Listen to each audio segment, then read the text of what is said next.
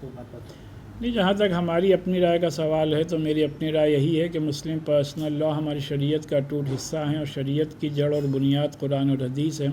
اور ہر مسلمان کے لیے لازمی اور ضروری ہے کہ قرآن اور حدیث کے احکامات پر عمل کریں، اور ہمارے ملک کے آئین اور کانسٹیٹیوشن نے ہر شہری کو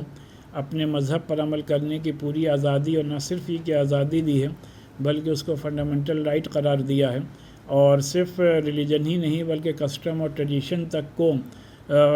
ایک سیف گارڈ کیا گیا ہے کانسٹیٹیوشن میں۔ لہٰذا ہم سب کا یہی ماننا ہے کہ اپنے اس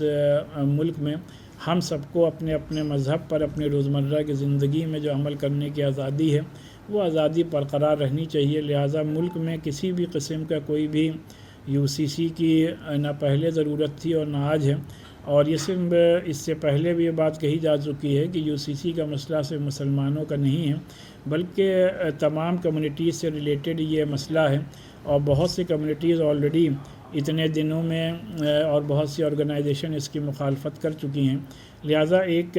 ہیلدی ڈیموکریسی کے لیے یہ لازمی اور ضروری ہے کہ جو عام شہری ہیں ان کی باتیں سنی جائیں، اور ان کی باتیں سن کر کے اسی کے اکارڈنگلی فیصلہ کیا جائے۔